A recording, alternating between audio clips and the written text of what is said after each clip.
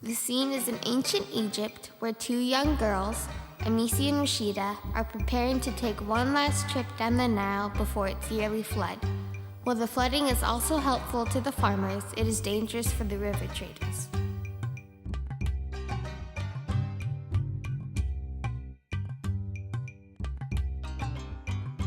Look! What? What is it? Look, it's probably the last ibis to warn us about the coming flood. Papa says that the Great Star also appeared the other night, which is a sure sign that the Nile is ready to flood. It's only an hour down the river to the first trading post. Besides, I really wanted to get some myrrh. It really smells so wonderful. Oh, yes, my mother has some of that, although she never lets me use any. Now that I think about it, I would really like to have some of my own. Oh, and let's see if we can get some of that beautiful Nubian gold. I've always admired the gold earrings your mother has. Maybe we could get some cheap. All I really want is a small piece. I know that the Nubians like our flax to make cloth, and we have so much of it since it was a good farming season this year. I'm bringing a roll of linen too. The soil from the Upper Nile is very rich and nutritious. However, since it only rains about half an inch a year along the Nile, the farmers have had to develop unique ways to irrigate their farmlands. One method they've developed is called a shadoof, which is a bucket attached to a pole to lift water out of the river. Because of the near constant drought conditions, the farmers actually look forward to the annual flooding of the Nile. Well, we have a donkey and a cart. Let's start loading our goods so we'll be able to be back before the flood. All right. Hey, will you hand me that raw copper over there? I also know that it is very popular among the Nubian women and for tool making. I also brought some bronze knives, and I hear that they like to trade them for ivory. Oh, maybe we could get some leopard skin or a live monkey. That would be Egypt delicious. And you and I made all of these necklaces and bracelets with turquoise and lapis lazuli. I really like its blue color. So the girls took their cart down to the river's edge where they had their reed boat made from papyrus. The boat had 2 oars, a small sail, and a flat bottom. In Egypt, many artisans made pottery, furniture, jewelry, incense, floor mats, sandals, and clothing. They also made toys for children such as dolls, animal figures, and board games. Luckily, my little brother Khufu has some marbles and toys we can trade because he didn't want them anymore. And I promised him I would bring him back a surprise. He wants a toy for his cat to play with. Oh, and I have a letter from my father in case we run into any trouble.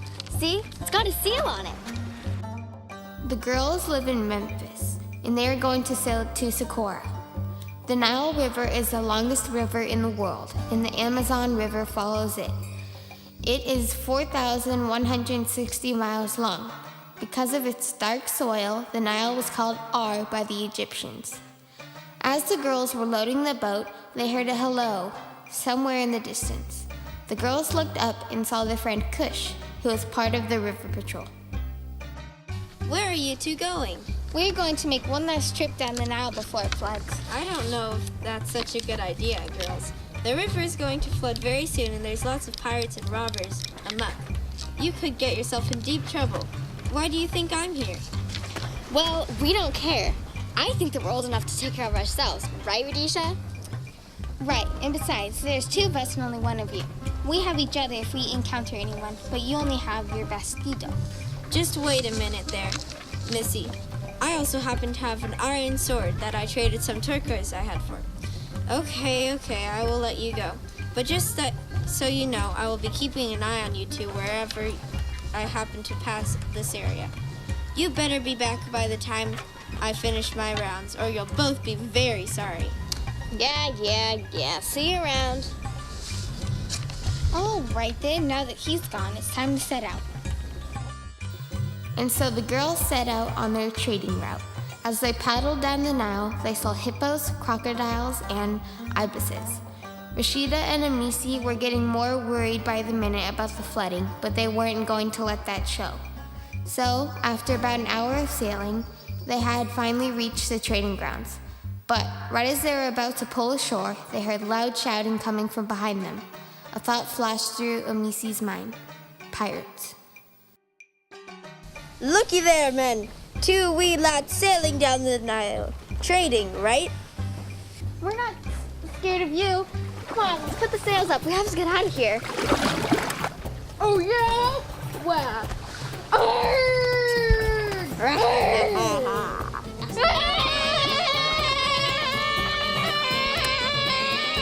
It looks like we have a couple of runners, men, and you know what we do with runners. Get them! Rashida, I said put the sails up. The wind is starting to pick up, and you know what that means. The river's starting to flood. I can't. They're stuck. Just paddle. Paddle now, or they're going to catch up with us. Well, if the sails won't go up, help me paddle then.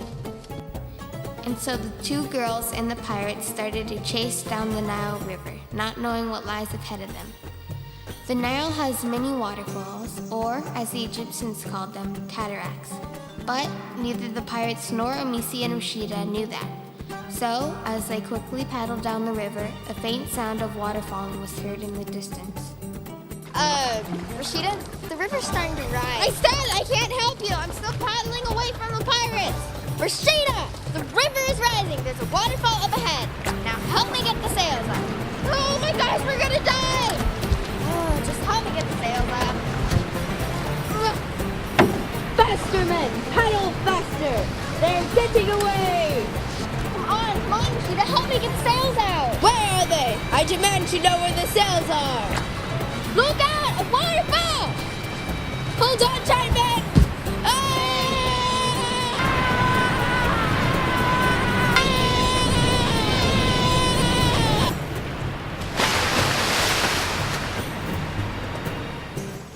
And so, the pirates spent their last precious seconds looking for their sail, for they had forgotten that one of their men had brought it to the river to be washed. But as for Amisi and Rashida, they finally got their sail up and turned ashore right before they went off the waterfall.